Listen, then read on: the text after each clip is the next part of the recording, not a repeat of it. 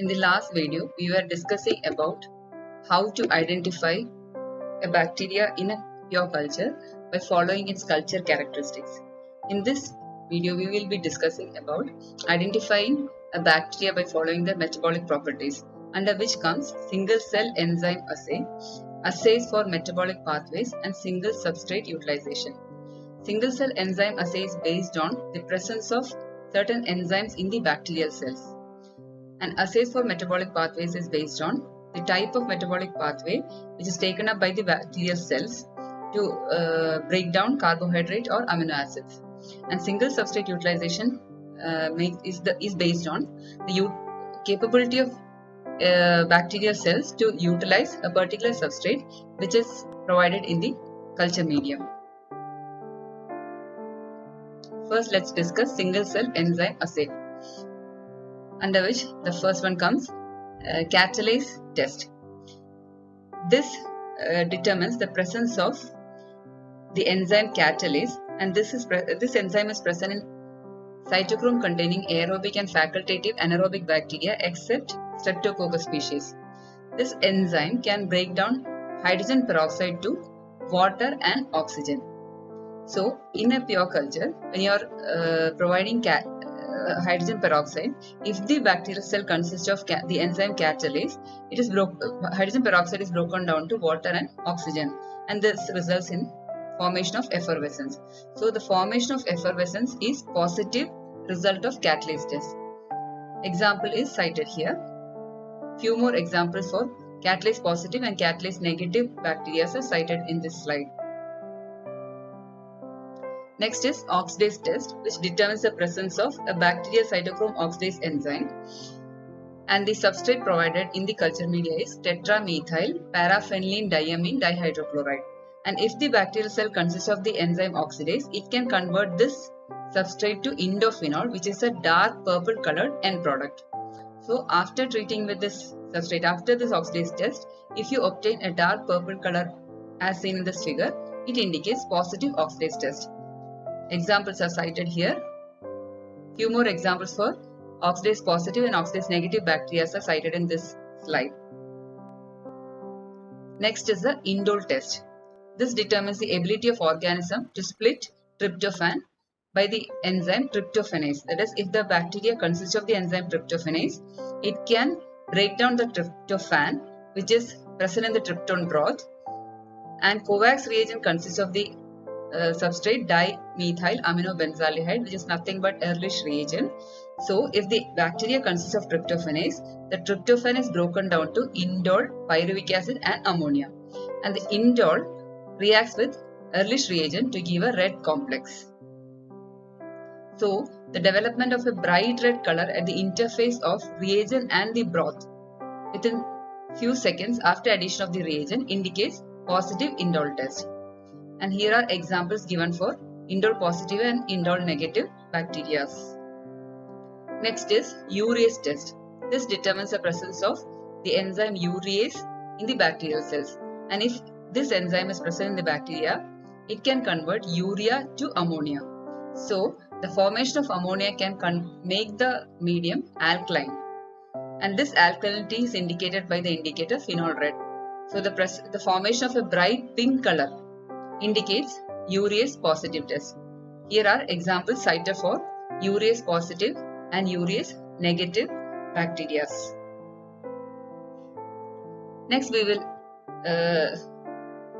explain assays for metabolic pathways.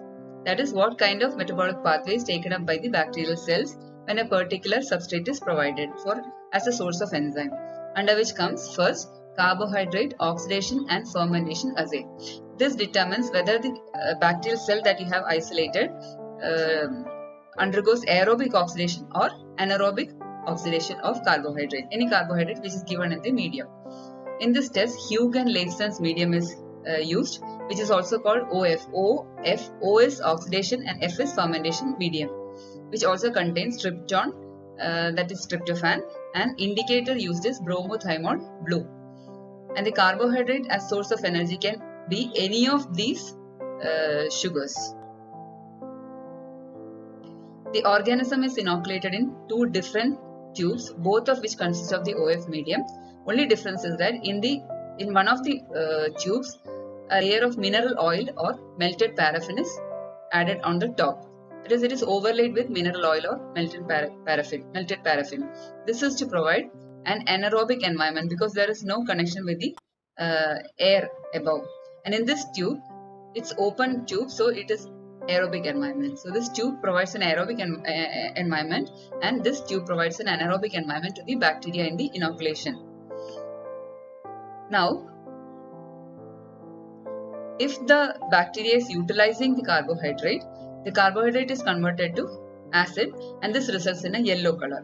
And if the bacteria is unable to use carbohydrate, it utilizes tryptophan. This results in alkaline reaction, which is indicated by green color. Now let's see different examples. In the first example, both open and closed tube are yellow colored, which indicates that the organism in the inoculum can utilize carbohydrate anaerobically. In the second figure, only the open tube is yellow colored, whereas closed tube is green colored, which indicates that the bacteria present can utilize carbohydrate only aerobically and not anaerobically. And the third example shows that both open and closed tube are green in color, which indicates that the bacteria in the inoculum is acyclolytic organism. That is, it is incapable of utilizing carbohydrate as a source of energy, therefore uses tryptophan broth, therefore the green color. An example for each is indicated here. Now we will discuss methyl red Vogt-Proskauer test or MRVP test. In both these tests, same broth is used, only difference is in the reagents used in the two tests. And these tests are carried out consecutively. Now first we will see what is methyl red test. This test determines whether the bacteria can carry out fermentation when supplied with glucose. So if the bacteria is capable of fermenting glucose, it can result in the formation of organic acids, which can result in a reduced pH of the medium, and this is indicated by a red color.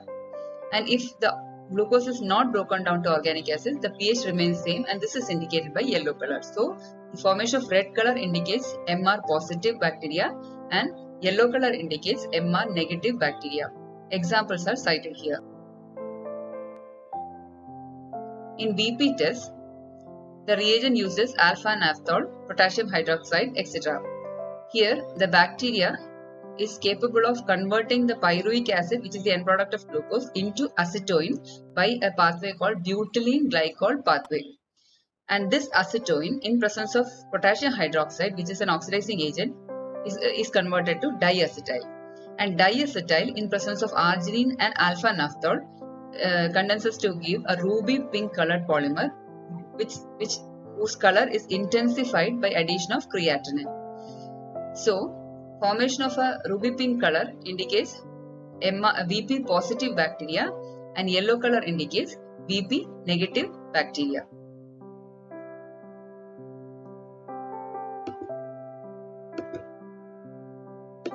Next, we will discuss carbohydrate fermentation test. Here, any of these sugars is given as source of energy, that is carbohydrate source of energy. And if the bacteria is able to utilize one of these sugars, it is converted to one of these acids, and this results in the reduction of pH, and this pH reduction is indicated by one of these pH indicators. Here, if the color of the medium remains red, it indicates negative test, and if it is yellow in color, it indicates a positive test because of the formation of acid, as mentioned earlier. And the formation of gas during the carbohydrate utilization is indicated by an inverted Durham tube, which is inserted into the medium. If there is bubble in the Durham tube, it indicates that gas was produced during this breakdown. And if Durham tube doesn't have any bubble, it indicates that no production of gas is occurring during the carbohydrate utilization. That is, it indicates the presence of anaerobic organisms. And some examples are cited here for each condition.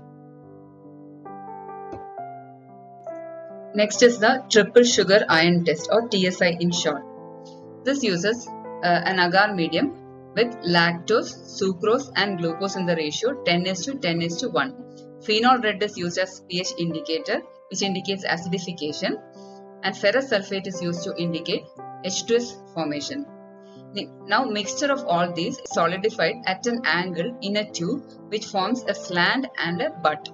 Slant provides a large surface area which exposes to oxygen, providing an aerobic environment, whereas butt, because it is not exposed to bacteria, provides an anaerobic environment. Now let's see what are the inferences. If you obtain a red slant and a yellow butt, it indicates that only glucose has been utilized by the bacteria by anaerobic pathway. That is, dextrose fermentation is only happening in this particular test.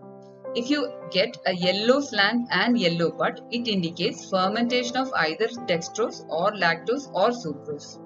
Because both aerobic and anaerobic breakdown has occurred, that is why the yellow color is obtained. Now, if you get a red slant and a red butt, it indicates that the carbohydrate has not at all been utilized there. There is no carbohydrate fermentation at all. If the medium is blackened, it indicates the presence of hydrogen sulfide. The formation of H2 is indicated by blackening of the medium, and bubble formation is indicated by cracks in the agar, which indicates the formation of CO2 and H2. Here are some of the examples. In the first one, it is the slant and butt are, this is controlled, there is no inoculum, sorry. In the second one, there is red slant and red butt, but no hydrogen sulfide or gas formation. Here, yellow butt and red slant indicating only glucose is being fermented here.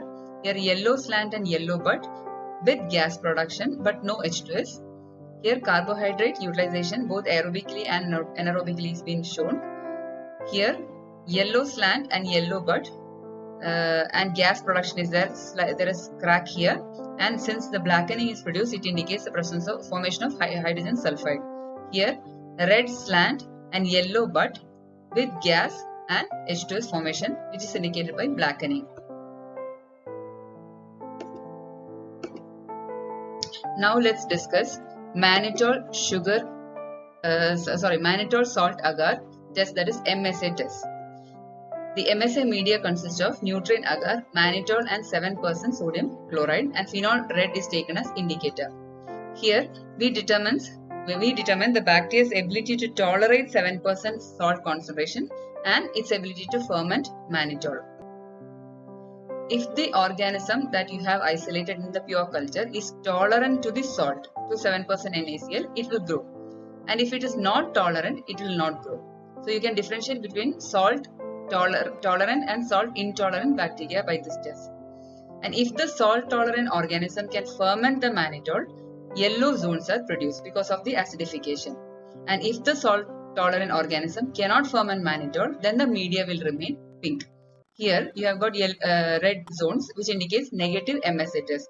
Here bacteria is tolerant to salt, but it is not utilizing mannitol. Here it is MSA positive because the bacteria is tolerant and it is utilizing mannitol.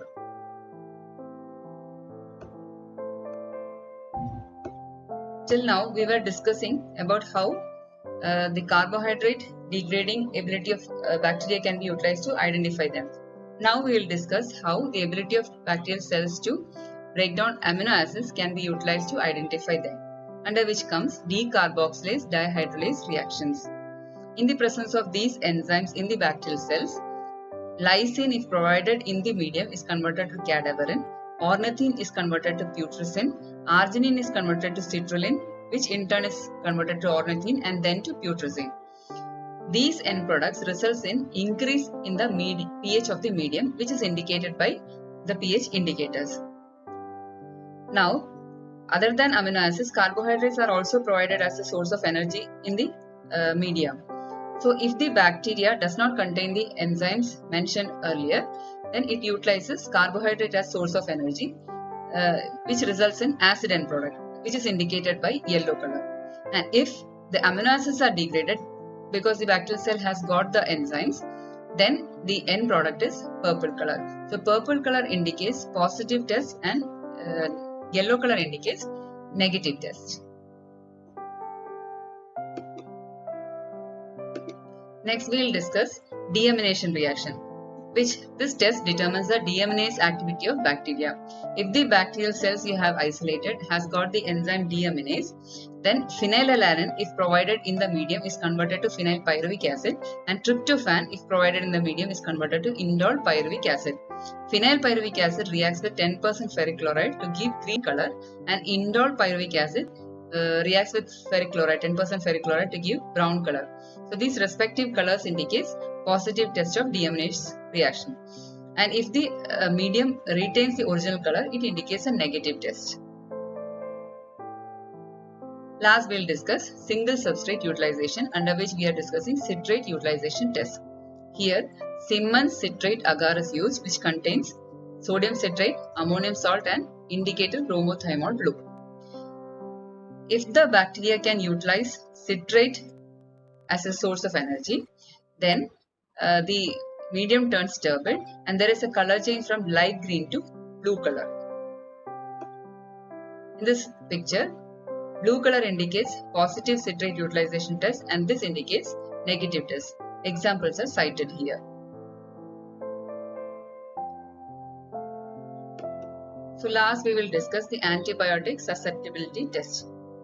Here the bacteria is undergone lawn culture or carpet culture and filter paper disc loaded with antibiotics are placed on the surface, and if this particular antibiotic kills the bacteria, it produces a zone of inhibition. The larger the zone of inhibition indicates the more the bacteria is susceptible to that particular antibiotic.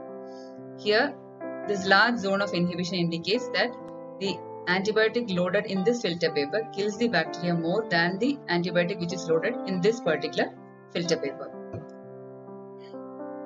First, let's discuss bacitracin susceptibility test. This test differentiates Micrococcus and Stomatococcus from Staphylococcus. Micrococcus and Stomatococcus are sensitive towards bacitracin, whereas Staphylococcus is resistant. Next is bacitracin sulfamethoxazole trimethoprim susceptibility test. It differentiates different species of Streptococcus. Here, group A Streptococcus is sensitive to bacitracin but resistant to sulfamethoxazole, whereas group B is resistant to bacitracin and sulfamethoxazole, and group C, F, G is resistant to the former but sensitive to the latter antibiotic. Next is novobiosine susceptibility test. This test differentiates different species of Staphylococci. Here I have given two examples, one which is sensitive to novobiosine and another which is resistant to novobiosine. Next is vancomycin susceptibility test. It differentiates Pediococcus from other alpha hemolytic Streptococcus. Here again, bacteria which is sensitive to vancomycin and bacteria which is resistant to vancomycin has been cited here. In this manner, different antibiotics can be utilized for identifying the different bacteria that are isolated in the pure culture.